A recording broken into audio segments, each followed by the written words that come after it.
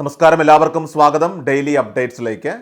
ഇന്ന് 2025 മെയ് മാസം 4-ാം തീയതി ഞായറാഴ്ച. ഇന്നത്തെ ഏറ്റവും പ്രധാനപ്പെട്ട വാർത്താ അപ്ഡേറ്റുകളും അതോടൊപ്പം നാളെയും വരും ദിവസങ്ങളിൽ നിങ്ങളെല്ലാവരും അറിഞ്ഞിരിക്കേണ്ട, ശ്രദ്ധിക്കേണ്ട ഏറ്റവും പ്രധാനപ്പെട്ട അറിയിപ്പുകൾ, അപ്ഡേറ്റുകളൊക്കെയാണ് ഡെയിലി അപ്ഡേറ്റ്സ് നിങ്ങളുമായിട്ട് ഷെയർ ചെയ്യുന്നത്. എല്ലാ പ്രേക്ഷകരും പൂർണ്ണമായിട്ട് ഈ അപ്ഡേറ്റുകൾ ശ്രദ്ധിക്കുക. അതോടൊപ്പം ഈ വീഡിയോ എല്ലാവരും ഒന്ന് ലൈക്ക് ചെയ്ത് മറക്കാതെ ഷെയർ ചെയ്യണം. നമ്മുടെ വാട്സപ്പ് ഗ്രൂപ്പിൽ ജോയിൻ ചെയ്യുക. വാർത്തകളും അറിയിപ്പുകളും കൃത്യമായി നിങ്ങൾക്ക് വാട്സപ്പ് ഗ്രൂപ്പുകളിലും ലഭ്യമാകുന്നതാണ്.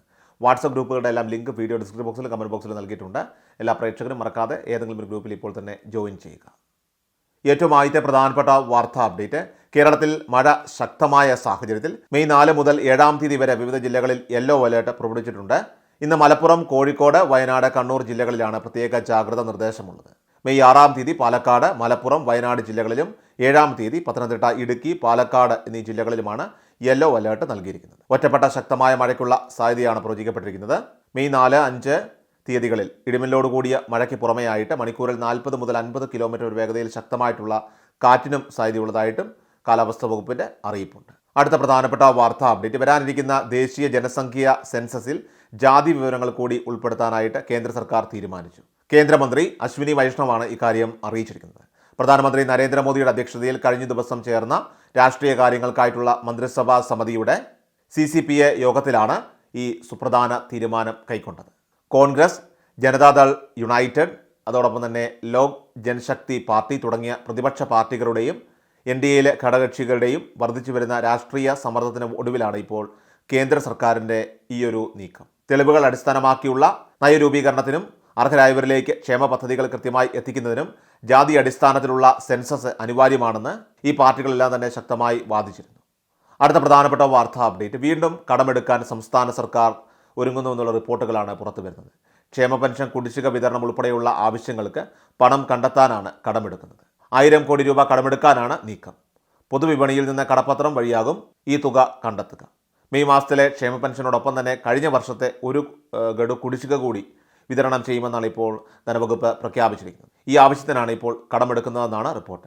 1000 കോടി രൂപ സമാഹരിക്കാനാണ് സർക്കാർ ഇപ്പോൾ ലക്ഷ്യമിടുന്നത്. ഒരാഴ്ച മുൻപാണ് സർക്കാർ 2000 കോടി രൂപ കടമെടുത്തത്. സംസ്ഥാനത്ത് നിലവിൽ ഇനി 3 മാസത്തെ ക്ഷേമ പെൻഷൻ തുക കുടിശ്ശികയാണുള്ളത്. അതിൽ 4800 രൂപയാണ് കുടിശ്ശിക ഇനത്തിൽ 62 ലക്ഷത്തോളം പെൻഷൻ ഉപഭോക്താക്കൾക്ക് ലഭിക്കാനുള്ളത്. ഇതിൽ ഒരു മാസത്തെ പെൻഷൻ കുടിശ്ശികയാണ് ഈ മെയ് മാസത്തിൽ വിതരണം ചെയ്യുന്നത്. ഇതോടൊപ്പം തന്നെ മെയ് മാസത്തിൽ വിതരണം ചെയ്യുന്ന ഒരു ഗഡു കൂടി ചേർത്ത് 2 ഗഡു പെൻഷൻ 3200 രൂപ 62 ലക്ഷത്തോളം പെൻഷൻ ഉപഭോക്താക്കൾക്ക് ഈ മെയ് മാസം വിതരണം ചെയ്യുമെന്നാണ് ധനമന്ത്രി KN ബാലഗോപാൽ ഏപ്രിൽ മാസം 24-ാം തീയതി തൻ്റെ ഫേസ്ബുക്ക് പേജിലൂടെ ഔദ്യോഗികമായിട്ട് അറിയിച്ചിരുന്നത്. ഇത് പ്രകാരം പെൻഷൻ വിതരണം ഈ മാസം പകുതിയോടുകൂടി, അതായത് 15-ാം തീയതിക്ക് ശേഷമായിരിക്കും നടപടികൾ ആരംഭിക്കുക. എല്ലാവർക്കും തന്നെ സമയബന്ധിതമായിട്ട് പെൻഷൻ വിതരണം പൂർത്തിയാക്കുമെന്നും ധനവകുപ്പ് മന്ത്രി അറിയിച്ചിട്ടുണ്ട്. ആദ്യഘട്ടത്തിൽ ബാങ്ക് അക്കൗണ്ടുകളിലേക്കുള്ള പെൻഷൻ വിഹിതമാണ് എത്തുക. ഈ മെയ് മാസത്തിൽ 3200 രൂപ ലഭിക്കുമെന്നുള്ളതിൽ സംശയം വേണ്ട. ആദ്യം ബാങ്ക് അക്കൗണ്ടുകളിലേക്ക് പെൻഷൻ എത്തും. പിന്നെ 2-3 ദിവസങ്ങൾക്കൊക്കെ ശേഷമായിരിക്കും കൈകളിലേക്കുള്ള പെൻഷൻ തുകയുടെ വിതരണം ആരംഭിക്കുക. അടുത്ത പ്രധാനപ്പെട്ട വാർത്താ അപ്ഡേറ്റ്: സംസ്ഥാനത്ത് ഏപ്രിൽ മാസത്തിലെ റേഷൻ വിതരണം ഇന്നലെ ശനിയാഴ്ചയോടുകൂടി അവസാനിച്ചിരിക്കുകയാണ്. ഇന്നും നാളെയും 2 ദിവസം റേഷൻ കടകൾക്ക് അവധിയാണ്. ശേഷം ചൊവ്വാഴ്ച മെയ് മാസത്തിലെ റേഷൻ വിതരണം ആരംഭിക്കുന്നതായിരിക്കും. ഓരോ റേഷൻ കാർഡിനും സിവിൽ സപ്ലൈസ് ഡിപ്പാർട്ട്മെൻറ്റ് ഈ മെയ് മാസത്തിൽ അനുവദിച്ചിട്ടുള്ള വിഹിതങ്ങളെല്ലാം തന്നെ കൃത്യമായിട്ട് നമ്മുടെ ചാനലിൻ്റെ ഷോർട്ട് വീഡിയോ സെക്ഷനിൽ അറിയിച്ചതാണ്. കാണാത്തവരുണ്ടെങ്കിൽ അത് കാണുക. കഴിഞ്ഞ 3 മാസങ്ങളിലായിട്ട് റേഷൻ വാങ്ങാത്ത മഞ്ഞ, പിങ്ക്, നീല റേഷൻ കാർഡ് ഉള്ള ആളുകൾ നിർബന്ധമായിട്ടും ഇനി മെയ് മാസത്തിൽ ആനുകൂല്യങ്ങൾ വാങ്ങിയില്ല എങ്കിൽ പൊതുവിഭാഗത്തിലേക്ക്, അതായത് വെള്ള റേഷൻ കാർഡുകളിലേക്ക് മാറ്റപ്പെടുന്ന ഒരു സാഹചര്യം അവർക്കുണ്ടാകും.